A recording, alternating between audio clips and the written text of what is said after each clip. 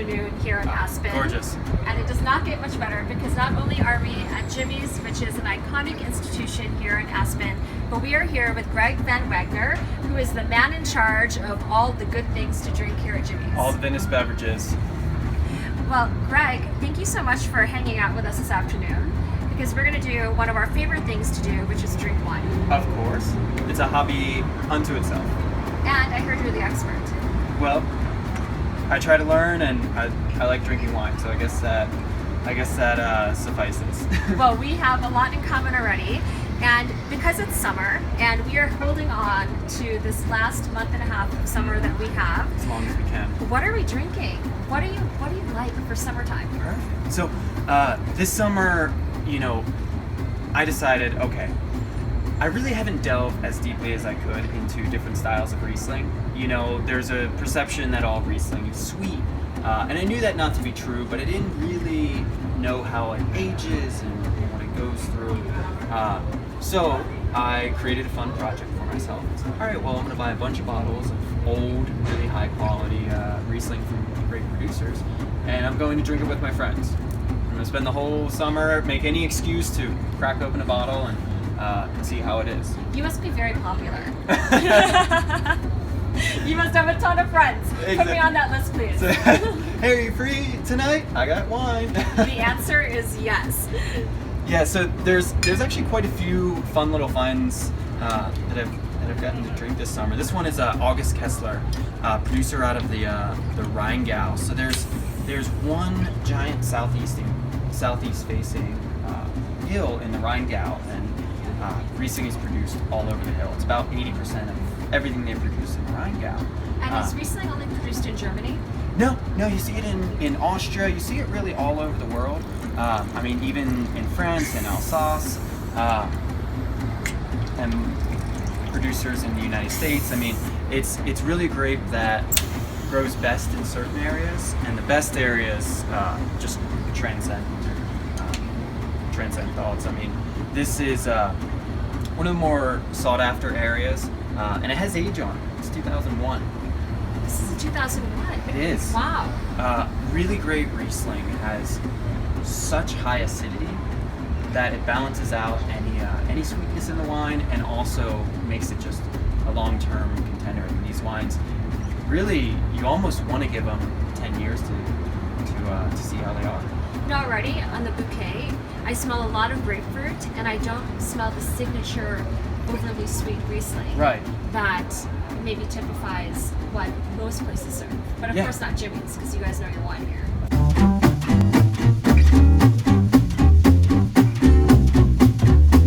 This is beautiful.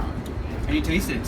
It's so bright. It has this, this tartness to it that really, there might be the teensiest, tiniest bit of sugar, but you don't really get that.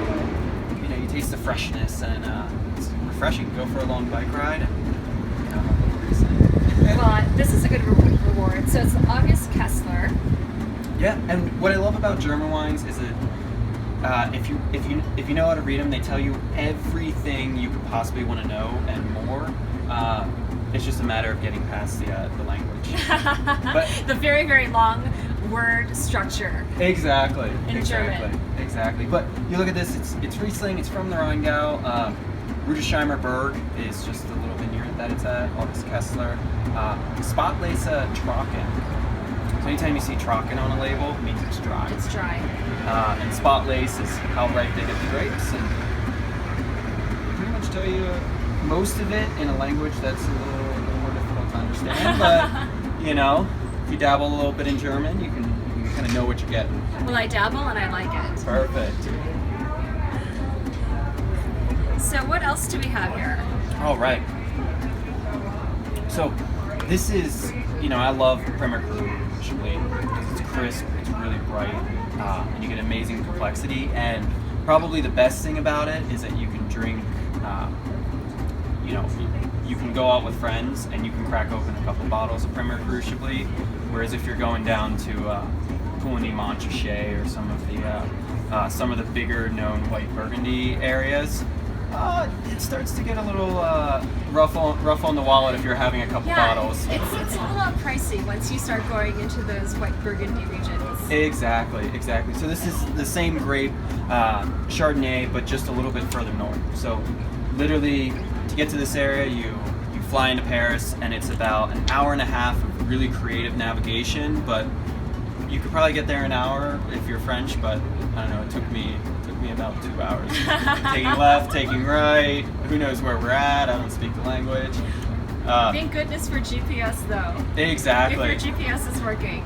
Yeah, and if you go with your car rental place, make sure it's not in French. But this is a much colder area if you think about it. You know, it's more further north. So the wine, just like any other fruit, grapes, you know, when you get them riper, think about like a ripe strawberry. It's really juicy, it's really kind of sweet. And when you have, say, an underripe strawberry, it's really tart.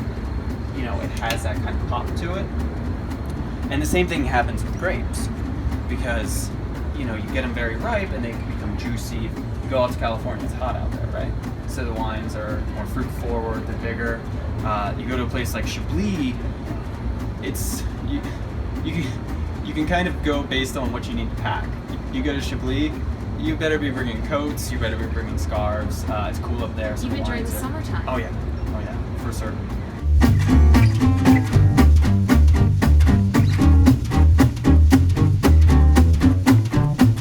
This almost tastes more what I would expect a traditional Riesling to taste like, because it's very bright and there's a bigger sweetness to it.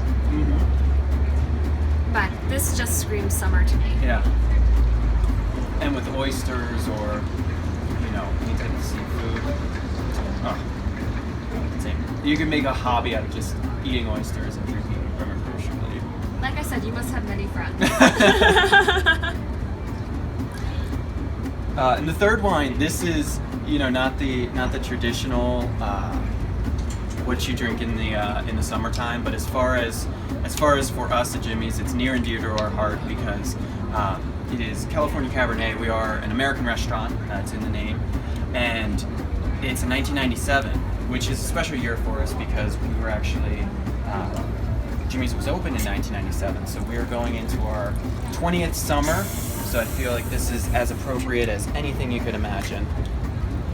Well, I will tell you, I drink red wine any time of the year, and I drink 1997 red wine, especially from the Napa region, anytime, any day, any place. Of course. And I can't think of a better place to be enjoying this type of wine with a better person in a better restaurant. So cheers to Jimmy's for 20 years.